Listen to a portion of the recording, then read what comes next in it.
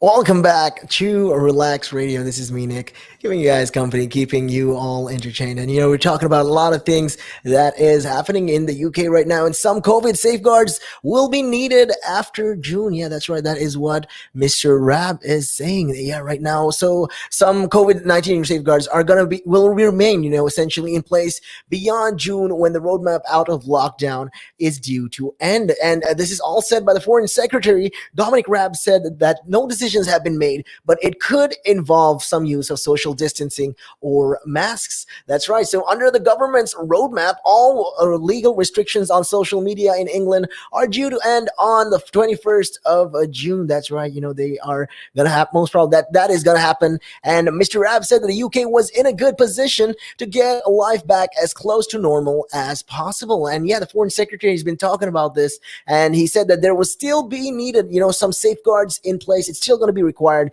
We're not completely out of it just yet. There's a lot of these safeguards, restrictions, and the rules that we're still supposed to follow even after we get back to normal. So yeah, he said that the government had not yet made any kind of decision or on vaccinating secondary school children. That's right. They have not really decided whether they want to get the children vaccinated, especially the second school, secondary school children, because it's just, right now is not really that's not really what's going on in their minds. But on Sunday, a further 14 deaths with 28 days of a positive COVID test were reported, and more cases of 1,671, cases have been discovered. And yeah, the progress on the vaccination means that the UK is essentially in a good position if you really think about it. So they're in a good position to end almost all of the restriction by the time the 21st of June comes along. But the final decision will also be based on the evidence, and this is all what the foreign secretary has been saying. Dominic Raab said all of this, and he said, okay, we can get back to normal. Hopefully by June, July, we are getting back to normal. That is the plan. By 21 June, we're very hopeful, and they have a lot of hope. They're saying, hey, we will most probably get everything like back to normal, but this also will depend completely on the results and how many cases are popping up in and across the UK. Yeah, that's just some of the things. And it also comes as the government begins a trial of daily lateral flow tests for people who have come in close contact with someone with the COVID-19 virus. So yeah, which, if successful, could spell an end to the requirement to self-isolate it. So what they're doing is they're trying to get everyone to, go through these lateral flow tests every single day to make sure, that when people come in contact, especially with the person who has COVID, well, the chances are of the virus, spreading is going to be reduced significantly, monumentally. It's going to reduce a lot. So when you check in that margin, so back in May, 9th of May, about 40,000 close contacts of people with COVID in England will be invited to take part in this study. So yeah, they'll also have to test themselves each morning for 7 days, but will be exempt from the legal requirement to quarantine as long as the results is negative and they do not show any kind of symptoms. That's right. They'll have to test themselves each morning for 7 days, but will be exempt from the legal requirements to quarantine as long as the result is negative and that they don't show any kind of symptoms. And between the May 2020 and April 2021 in England, more than 6.7 million close contacts were reached and told to self-isolate. And this is all, data given off by the NHS tests and trace data. And researchers, though, have found low number of people have had followed the self-isolation rules in full. So not like what they're trying to say is not a lot of people have actually been following the rules 100% as of a year. To show what is going on, and a lot of these things are across the UK right now. So it just goes to show those less likely to self-isolate include men, younger people, parents with young children, working class, and all these backgrounds, and people in financial hardships and key workers. So yeah, with international travel due to resume in the next stage out of lockdown on the 17th of May, Mr. Raab also said that the traffic light system detailing the risks level of traveling to each destination is coming shortly. They're saying, okay, the wait, there is a lot of waiting for people who want to travel abroad right now. Well, they're going to resume it after they reach the stage of lockdown where international travel can be allowed and permitted again. But as of late, as of yet, they're going to start detailing, the traffic light system and the risks level of traveling to certain places across the globe, wherever they go, whatever they are doing. These are just, some of the things, that they will be addressing as it goes on. And hopefully, that was something that they can implement as soon as possible, because a lot of people, also the economy especially, requires for people to travel abroad. I mean, you need to go abroad, you need to go have international ties with other countries, and supplies have to come into the country. I mean, that's just how it works. And yeah, in case you guys are also having kind of thoughts and are wondering, okay, where can I travel to, and what can I do with me, and what are these red zones, and can I still travel to countries that have the red light zones? Well, you can always call me up and let me know on those numbers. It is 07852473473. You can WhatsApp me, and also you can check us out on our social media page. We're big, we're super big on Facebook and Instagram, and we're also live on Twitch as well. And also, don't forget, if you want to download our app, all you got to do is head down to our website on the Apple App Store or the Google Play Store. You can carry us all day, every day, 365, 24/7. That's right, And yeah, getting back to the topic at hand, like I was saying, all of this traffic light system, and it looks like there's still going to be precautions and measures that's going to be followed right now, according to the system. So Professor Peter Openshaw, an immunologist who advises the government, said people wouldn't be able to go on holidays this summer within limits. So there's going to be certain restrictions that will allow you and will restrict you rather, from doing whatever you feel like doing. So you can't go out. There's still going to be limitations on what you can do and what you cannot do. But he also said, that they are, it's absolutely too early to declare a victory and drop our guard. I mean, that's the facts right there. I mean, it's too early to celebrate. It's too early to say, hey, we beat coronavirus. We beat the coronavirus and the COVID-19. I mean, all these variants, we beat them,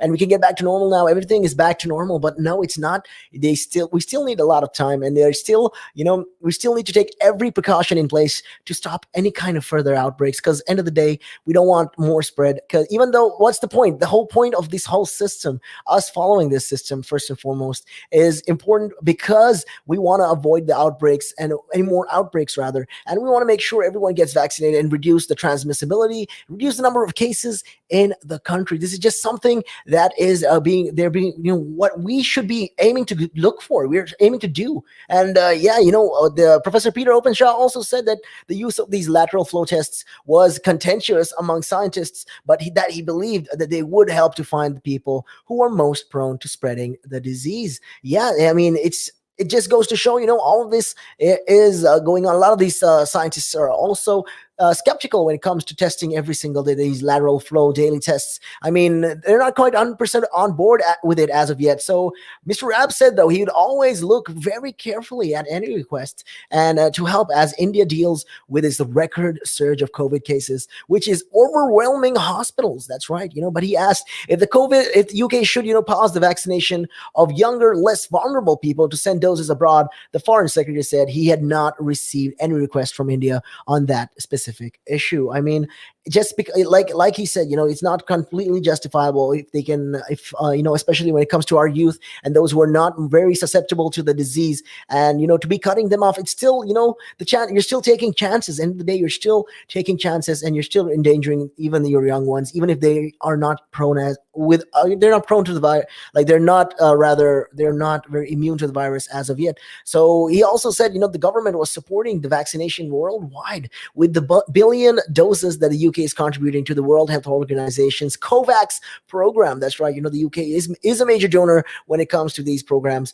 and they are donating a lot of these vaccines across the world. I mean, 1 billion, doses. That's just crazy. That's a huge amount of doses, and for the UK to contribute, that is just amazing stuff right there. And yeah, the shadow foreign secretary Lisa Nandy said that the issue is deeply personal, as she had a close family member in hospital with COVID in India, but added that the UK should not pause the vaccination of younger people to send vaccines overseas, because end of the day, these are also our children as well, our youth, and we have to safeguard and protect them as well. Even if they don't need the vaccine as of yet, we never know. We never know when the outbreak could happen and when they might suddenly start being prone to these viruses. It's very important we take this step forward and we make sure that we realize, hey, this is, even though the kids don't need them right now, they don't quite it's not quite necessary for them as of yet, but it's still a requirement. It's still something that we need to do. And yeah, she further said, the Shadow Foreign Secretary, Lisa Nandy's, continued to say that we haven't defeated this virus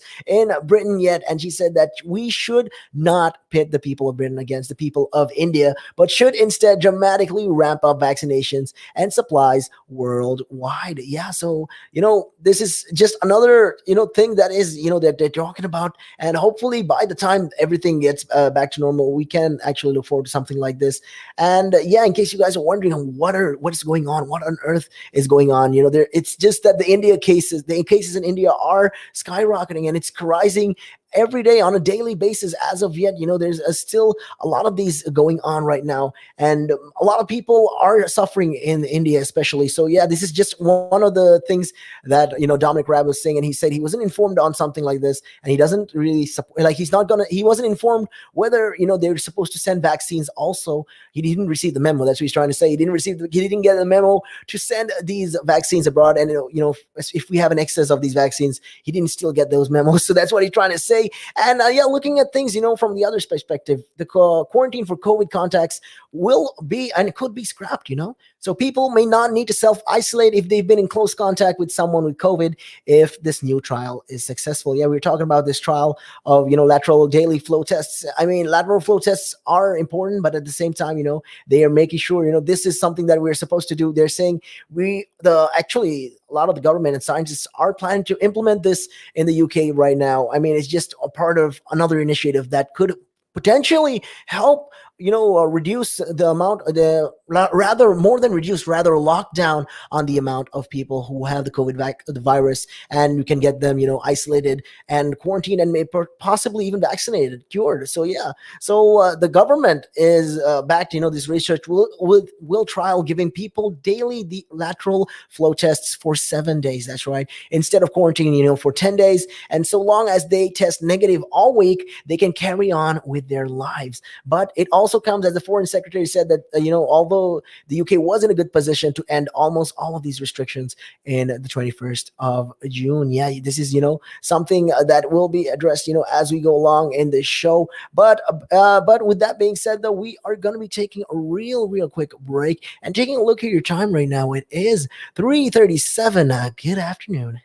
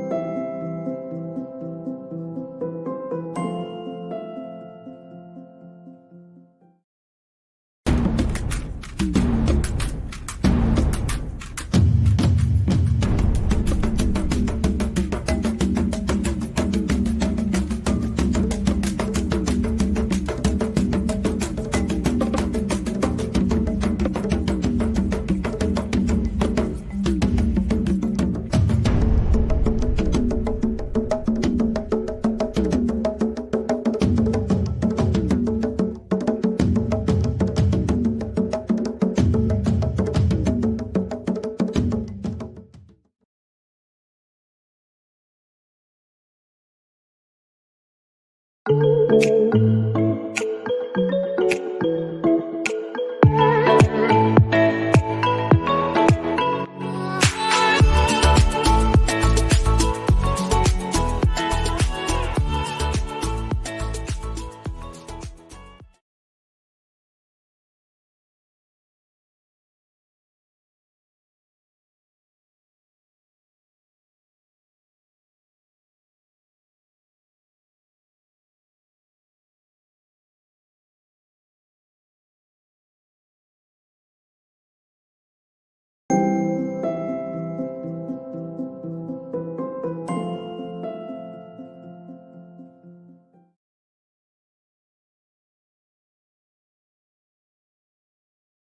to the show. This is Relax Radio with me, Nick, keeping you guys company, keeping you all entertained, with what is going on in the UK and across the globe. And like we said, we're talking about a lot of these things happening right now. And well, the EU has been revealing plans of their own as well. The EU apparently wants overseas travelers to return back to their countries. So yeah, the EU Commission has recommended easing restrictions on non-essential travels from overseas. And under the plans, anyone who has received the latest dose of an EU approved vaccine at least 2 weeks beforehand will be permitted to travel. And yeah, so essentially, they're saying, okay, people who've had the vaccine the vaccine that is UK approved, EU approved, I apologize, EU approved rather, and it's those people who can come into the EU and spend, they're permitted to travel at least 2 weeks beforehand. They should be having the vaccine at least 2 weeks beforehand. And the message, that says by the EU Commission President Ursula von der Leyen, she said that under the plans, anyone, like she said, the time to revive EU tourism industry and for cross-border friendships to rekindle safely. That's right. She's saying all of these things. That is, the plan right now in the EU, and it just shows, that the Commission, like I said, the EU Commission President is pushing for the tourism to come back into the country. Well, the EU currently allows only non-essential travel from 7 different countries. That's right, just 7 countries are allowed to travel non-essentially. So the proposal, though, will contain an emergency brake allowing member states to limit travel quickly in response to new variants or a deteriorating health situation in non-EU countries. So this would be reviewed every 2 weeks. Every 2 weeks, they're going to be reviewing this, and according to this, they'll move forward with how many people, how people are going to be traveling in and around the UK, the EU rather. So looking at all of these things and the situation right now, the discussions, on the plans will be beginning on a Tuesday. So yeah, the EU has already announced plans for a digital certificate, which would cover anyone who is either vaccinated against COVID-19 or has a negative test or has recently recovered. So yeah, the people who've had this will be announced. They're basically going to announce these vaccine passports, the COVID passports, what I'm talking about, and this is basically going to cover people who have either had the vaccine, who have either had the virus, were infected with the virus, or who tested negative recently. So yeah, this is what the whole passport is going to be entailing, and what it's going to be containing rather. So what do these proposals mean? What are these proposals actually all about? Well, the member states will be able to accept tourists from outside the EU if they have received an approved jab. And yeah, the EU Commission said this back in,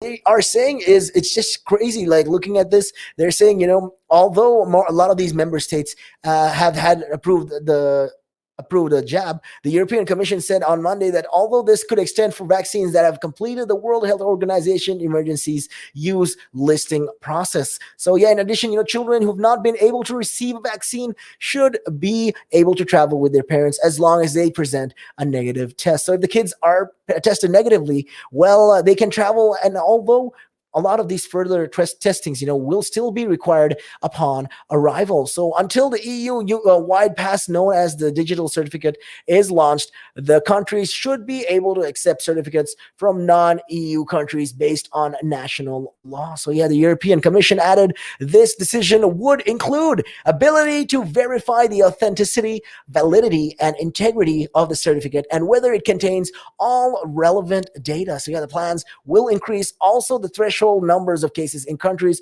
from which travel is going to be allowed. So, subject to quarantine or testing from 25 infections, per 100,000 people to 100. So, this proposal notes is still far from below the EU average of more than 420 people per 100,000 infection cases. That's right. The measures will not affect current rules on essential travel or EU citizens and long-term residents and their families. So, all of these new rules and impositions that they're trying to do will not affect essential travel or EU citizens and a lot of these long-term residents as well, and including their families. So yeah, the recommendation will cover all EU member states apart from Ireland, as well as Iceland, Liechtenstein, Norway, and Switzerland. So when are all of these vaccines going to be accepted, and which of these vaccines rather are going to be accepted? Well, so far the EU has approved 4 vaccines, and the 4 vaccines namely are the Pfizer BioNTech, the Moderna vaccine, the Oxford AstraZeneca, and the Johnson and Johnson vaccine. So all require two doses. So the first dose and then the second booster dose for maximum protection, except for the single dose of the Johnson and Johnson vaccine. So yeah, the same jabs have been authorized for emergency use by the WHO. So with similar approvals for China's Sinopharm and Sinovac expected in the coming days and weeks, well, all these 3 vaccines used in the UK, the Pfizer BioNTech, the Oxford AstraZeneca, and Moderna, will therefore be covered by the new EU plan. So even though the EU is going to be planning this, and they are still going to, they're still going to bring up all these plans of how they're going to start this, and which vaccines are going to be permissible, to travel the EU. These 3 vaccines in the UK, which is being supplied right now, it is the Pfizer vaccine, the Oxford AstraZeneca, and the Moderna vaccine will be, permitted, is approved by the EU as well. So, however, the Janssen vaccine as of yet is still pending. The status is still pending. It's still not yet approved in the UK as well. So, but although it has been approved in the EU. So yeah, and how are all of these certificates actually going to be managed? So the certification last week, the European lawmakers approved plans for an EU-wide digital pass to restart travel in time for the summer holidays. So yeah, summer is just along the corner. It's just a throw stone away. And, the key to this certificate is a QR code. Yeah, in case you guys are wondering, it's what is this QR code? Well, it's simply, a machine readable graphic code made up of black and white squares. I don't know if you guys notice it, that there's those little bit those small blocks, that black and white blocks that you use, you can scan it with your phone. Well, all this will contain, your personal data, and the EU's commission says it will be safe and secure, and it's working with the WHO to ensure a certificate is recognized beyond Europe. So in case you guys travel inside, now this whole thing is for Europe. Once you travel out of the other countries, they're gonna make sure that this will be accepted. This whole thing will be recognized beyond the borders of the European Union. And the 27 state members also want to include non-EU countries such as Norway, Iceland, and Switzerland, with officials saying earlier this week that vaccinated travelers from the US may also be able to visit Europe this summer. So there's been the talk, and a spokesperson for the European Commission said last week that there had been no contacts with the UK over the issue, and the government, which has indicated that foreign travel may resume from the 17th of May, is working on its own digital system for international travel, and that would prove, travelers' vaccination status. So that is what they're planning to do. A lot of these plans are, being spoken of right now in the UK. And one of this is it's great that they're actually trying to move forward with all of this. And, it's some stuff right now that is, like I said, is happening. But there has been concerns, though. There's been a lot of these concerns going on, especially with the practical uses of the EU certificate. And it remains, including a lot of these questions over how long immunity lasts after infection and whether further jabs will be needed amid the rising spread of more contagious COVID variants. So that's right. Other issues also include what data would be used to prove an individual was not infected with coronavirus, and the privacy concerns and issues recognizing information from different countries and health authorities. So this is just another thing, that they want to know, like, what kind of data will we be supplying? Although it mentioned these 3 things, at the same time, what would this be? And individuals with not infected with the coronavirus, and a lot of these privacy concerns as well. People are worried about their privacy. Like I said, it's all about information. In the end of the day, all of this is going down to information, and we would like, us especially, would like to protect our information and our privacy, because we don't want people fishing in and saying, hey, this is you didn't get the vaccine, so you can't really join our job for this A, B, and Z. This is how it works. This is what the rising concerns are. And when it comes to privacy, even like I said, Boris Johnson also values privacy a lot, because look at the cases that there's been a couple of leaks in the MPs as well. So that's just another thing, another topic for another time. But yeah, what are all of these? What have other countries done so far other than the EU? Well, a number of countries have already begun unveiling their own passes as they reopen. So in Denmark, the Corona Naps app is now being used to allow customers who've been vaccinated or recovered from an infection to enter bars, restaurants, and museums. That's right. The whole plan is, like I said, to get this whole thing going. And yeah, a similar scheme in Israel, which has one of the highest levels of vaccinations in the world, permits users to access hotels, gyms, and theaters. That's right. And yeah, the Green Pass has also created travel opportunities for Israeli citizens following deals with Greece and Cyprus. So yeah, the International Air Transport Association, or IATA, meanwhile, has launched its own app, the IATA Travel Pass, which is being trialed by a number of our airlines, including Emirates, Etihad, and Qantas. So yeah, these are just a couple of these airlines and a couple of all these countries that are doing, their part, trying to play their part as well, and trying to, step forward with all of the situation, like I said, going on right now. This is just some of the measures that they are trying to implement with the current situation, with what is going on right now. This is just a part of it. And if you really look at it,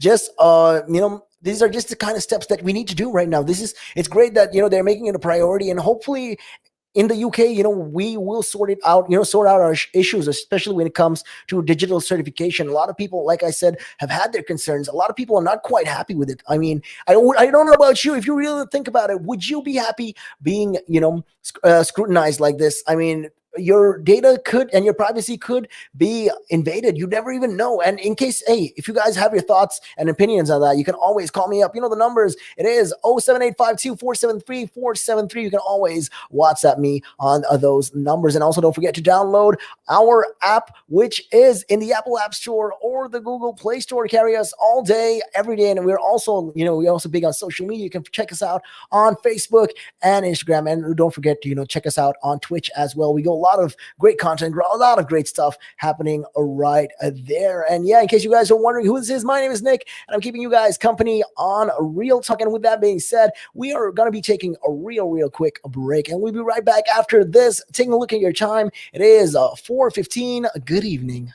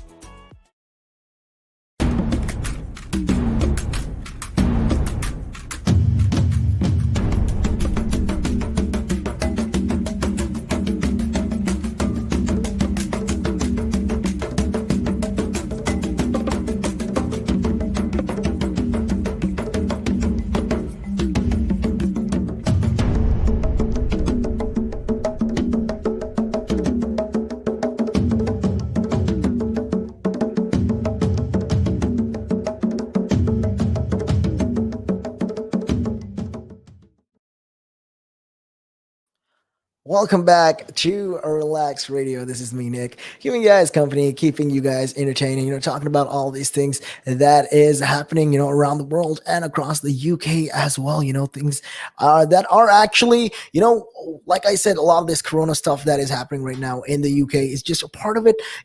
And with all of these issues, one of the things that also is being discussed is right now, like if you look at it, the situation, it is crazy, and there's a lot of these climate change, that is happening, and yeah, how there's been a lot of these calls for new climate change promises, and these promises will mean a rise of 2.4 degrees Celsius. That's right. Recent climate change promises by major nations will bring the world a fraction closer to the prospect of a more stable climate, and this is all what the analysts are saying and suggesting. Well, the Climate Change Tracker Group says that the new targets have reduced projected warming by the end of the century by 0.2 Celsius. That's right. The forecast now stands at 2.4 degrees Celsius, a small improvement, but higher than the 1.5 degrees Celsius threshold nations are aiming for under the Paris Climate Agreement.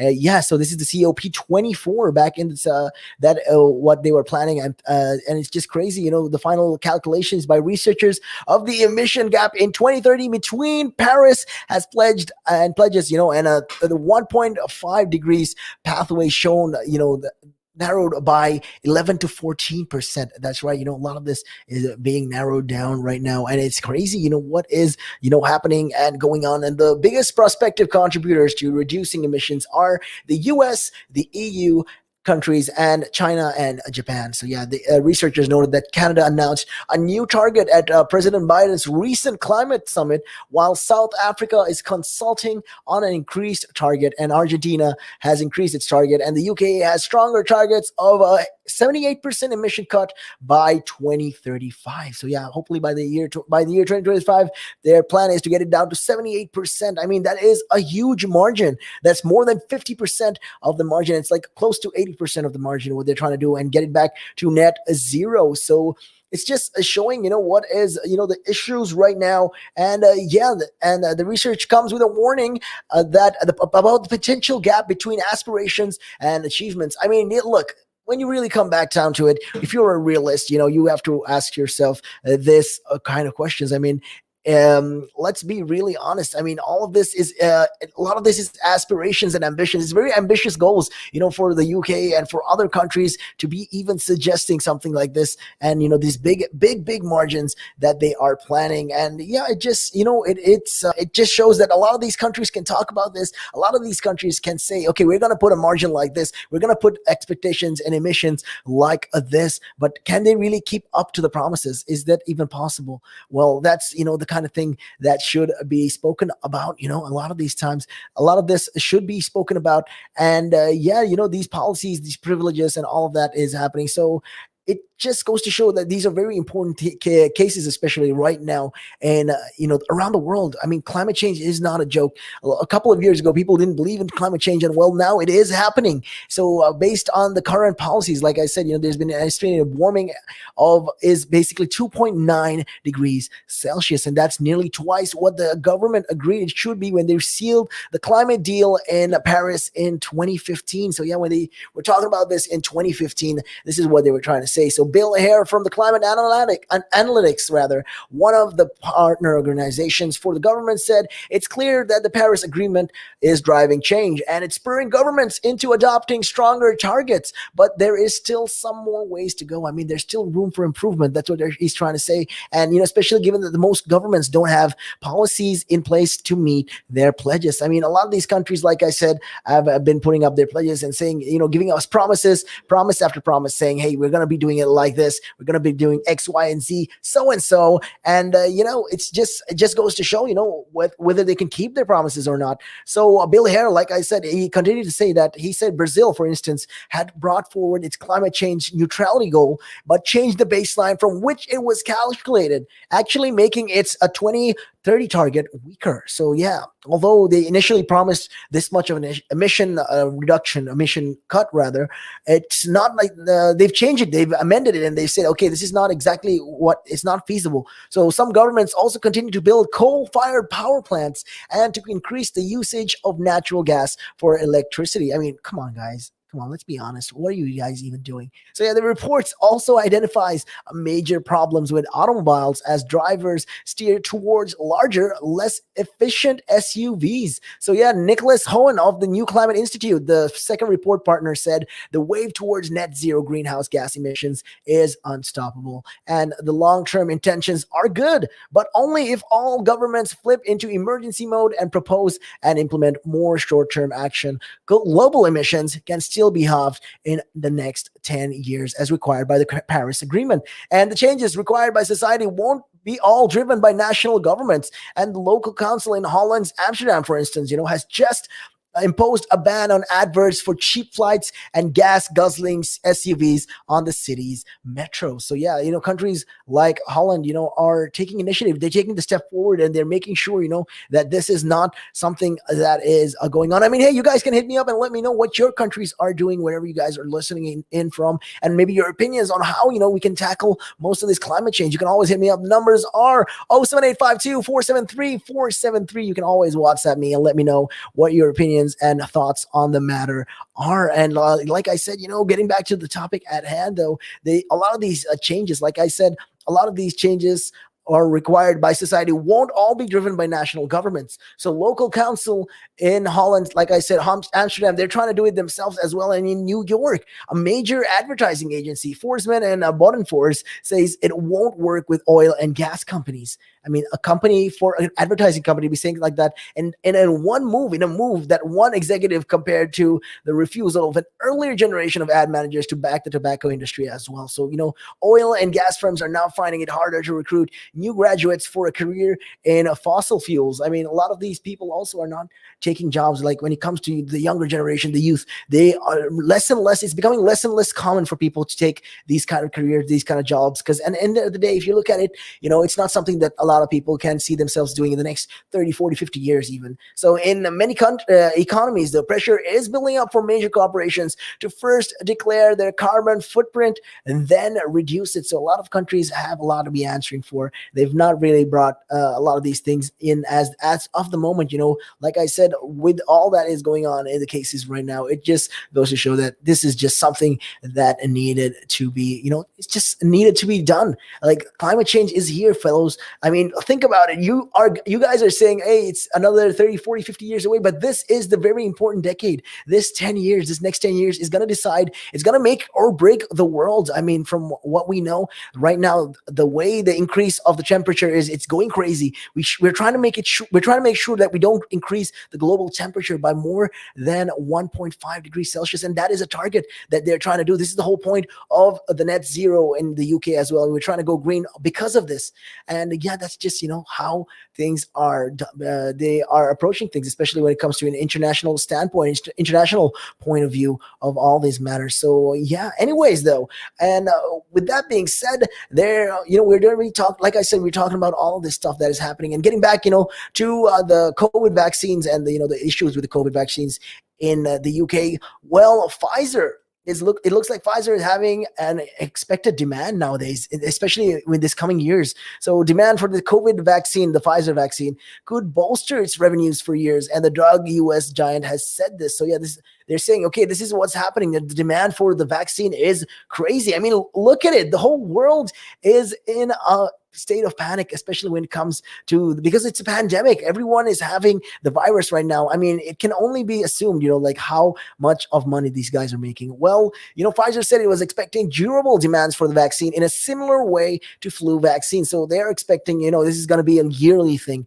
You're going to be taking like your flu shot every single year, something like that. This is what they're kind of, I mean, if they said a tetanus vaccine, I wouldn't have mind, at least every 5 years or something like that. But this is like a every year thing they're expecting. So in the first 3 months of 2021, the vaccine generated revenues of 3.5 billion US dollars. So that's like 2.5 billion pounds. So as the governments, they're scrambling to try to contain all of this pandemic, the stocks of these companies are on the rise. So revenues from the treatment is expected to account for more than 1/3 of Pfizer's full year sales this year. So it's crazy to see the amount of money they're making as well from this. And the forecast is based on already signed contracts for 1.6 billion vaccine doses to be delivered this year. So Pfizer said it's expected to sign more deals this year and was in supply talks with several countries for 2022 and beyond. They're trying to look at the long-term things. They're trying to look at the long-term plan of all of these things. And the chief executive, Albert Bourla, said that based on what they've seen, and they believe that a durable demand for the COVID-19 vaccine, and similar, to the flu vaccine, is a likely outcome. This is something that can likely be expected right now, especially with the vaccine, the virus rather, becoming more common as we go along. And yeah, the 2-shot vaccine was Pfizer's top selling product in the first quarter of the year, and expenses and profits from vaccines are split 50-50 between Pfizer and the German partner BioNTech. So yeah, Pfizer and fellow US firm Moderna profit from their vaccines, while AstraZeneca and the US giant Johnson & Johnson are supplying their at a cost price while the pandemic, continues all of this. So Pfizer recently signed a contract with the UK to supply 60 million additional doses in 2021. Their plan is to get their plan is to get at least 60 million more doses from this. And it's testing the use of a third dose of its vaccine as a booster, and expected the US to give the go ahead for it to be used in children between 12 to 15 years old during the pandemic. And it's also, testing the safety and efficacy of the vaccine in children from 6 months to 11 years old, it said in a prepared statement. So they're saying all of these things, and it looks like I don't even want to word it this way, but it looks like it looks like Pfizer is benefiting from all of this. I mean, they look like they're the guys who are making the most out of this whole situation right now. But rightly so, if you really think about it, because they did put the hard work in and they did find a vaccine, a cure for all of this. I mean, it's just only right, for them to be doing something like this. I mean, hey, it's just it is what it is. And I've said enough, I've said more, I've said it all. We are going to be taking a real quick break we'll be right back though after this. And taking your time, it is a 4:35. A good evening.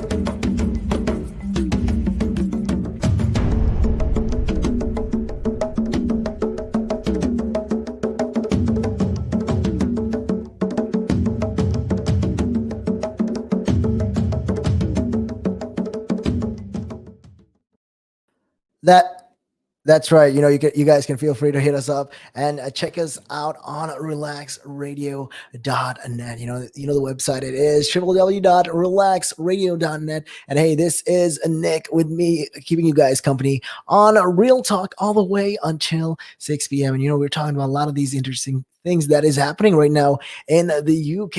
And there's a lot of stuff happening, especially when you look at things across the world, across the globe. And the UK right now, the situation in the UK though is not as great as it'll sound. So like I was saying, UK is sending 1,000 more ventilators to India. Yeah, they've been sending 1,000 ventilators and will be sent to help the coronavirus hit India. And the UK government has announced all this. So like I said, as India continues to soar, and the infection rates and the amount of record deaths have been crazy. So the UK's chief medical and scientific officers have spoken with their counterparts to to offer their advice. And the latest assistance is on top of a package of support announced last week. So Prime Minister Boris Johnson said that the UK will always be there for India in its time of need. And he added, "I am deeply moved by the surge of support the British people have provided to the people of India, and I'm pleased that the UK government has been able to play our part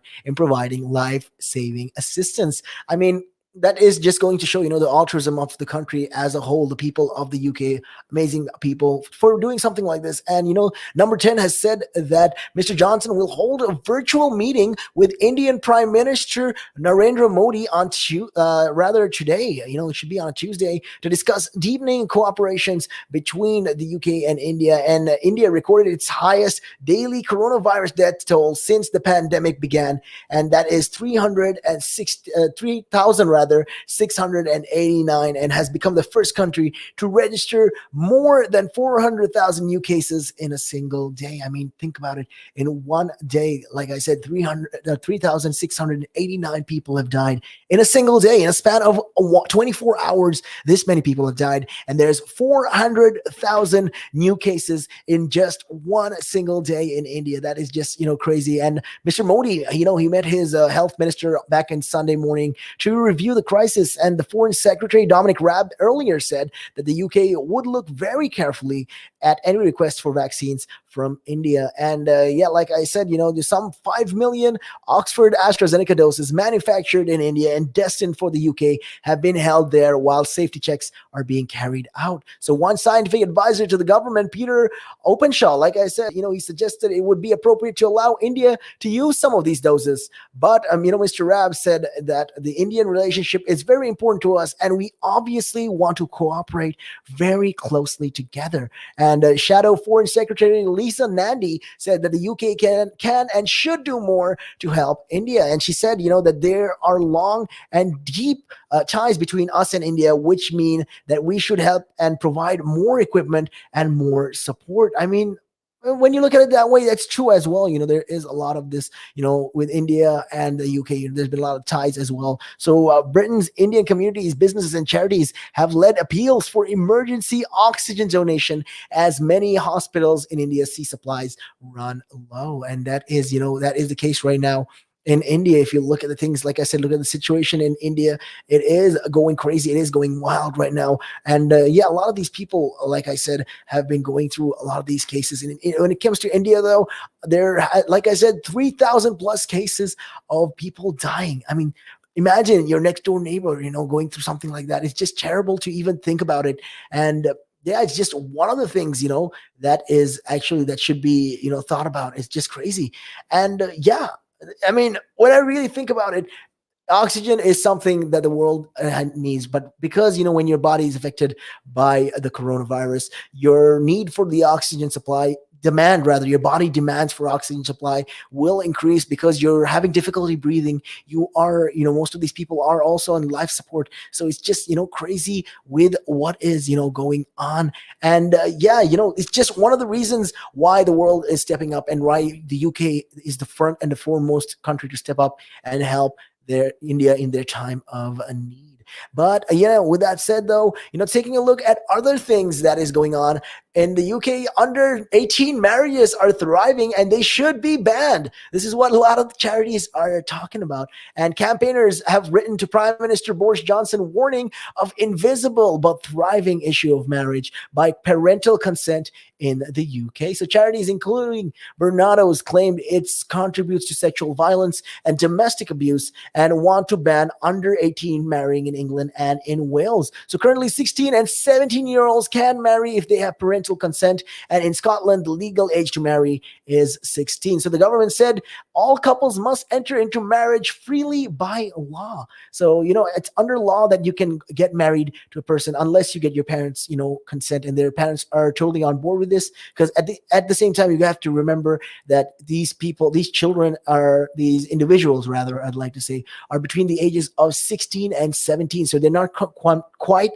of age as of yet. So, however, a lot of these campaigners also have been complaining, and they say, consent amounts to coercion, and teenage girls are regularly married off to older men who they have never even met. So, latest figures from the ONS show 43 teenage boys and 140 teenage girls were married with parental consent in 2017. Although it is the thought that the recorded data does not reflect the numbers of marrying in non-legal religious and customary ceremonies. So this just goes to show, the campaigner's letter claims marriage for those aged under 18 is one of the most hidden forms of violence against women and girls taking place in the UK. And it says the current forced marriage law is not enough to protect their minors. I mean, they also, the letter also continues to read that unacceptably, the onus is on the child to secure their own protection under forced marriage law by speaking out against their own family and community, which have dangerous consequences. And understandably, many children are often too terrified to do this. So it also says that the current law undermines the legal requirement for young people to remain in education or training until they are 18, and that childhood should be safeguarded as a time for learning and personal development. I mean, you have to realize that most of these people, most of these children rather, are still underage, and they're not really quite of age as of yet. They're still very young. They still need a lot of developing when it comes to their mentality and their mind as well, and growth when you think about things like that. So yeah, this letter also claims that the government's effort to end the practice of child marriage abroad has been undermined by its own domestic legislations. So yeah, they say that the it says that the perception of the UK's government's tolerance to these child marriages have led to Bangladesh lowering its minimum marriage age, using the UK as a precedent in doing so. So Bangladeshi officials have cited England and Wales as hypocritical for trying to engender progressive change abroad whilst turning a blind eye to child marriage at home. So it is a vital that, it's very, very vital right now that the government challenge this perception by strengthening all, its actions to end child marriages across the UK. So yeah, what child wants the responsibility of marriage? You got to also understand most of these children are not really of the age of, like, most of them, like I said, they are not of the age of consent just because their parents agreed, and they don't even know what they're getting into until they get into it. That's the best way to say it. And yeah, it just goes to show that there is a lot of this, that is happening. And these letters to Mr. Johnson was sent from a partnership, they're called Girls Not Brides, and has been signed by several charity bosses. So yeah, a spokesperson has previously said that the law is clear that all couples, regardless of their age, must enter into marriage freely. So the person has to have that right, because at the end of the day, you're marrying a stranger. And on top of that, you're just a 16 or 17-year-old kid. I mean, picture yourself in that situation where your own child is getting married off to some guy who is, you don't even know the age. You've never even met the person. And then boom, next thing you know, they're supposed to be husband and wife. And the child has not even agreed to this. She doesn't even know what is going on. And many of the parents as well, they do emotional blackmail. They say stuff like, hey, listen, I know it's not good for you. I know this is the world, how it works. And, if you marry, then only we'll be happy. I mean, come on, you guys. We are in the 21st century. I mean, it's about time, we come out of that box. And it's not the medieval ages anymore where you can just be like all. And it's mostly got to do with the parents as well. Because like I said, parents will do a lot of coercion, forcing, and emotional blackmail to these children. And yeah, this is going to be affecting a lot of them, especially when it comes to long-term implications of all of this. It's just, it's just terrible. I hope this can be banned, though, as soon as possible. And with that being said, we are going to be taking a real quick break, and we'll be right back after this. Taking a look at your time, it is 4:55. Good evening.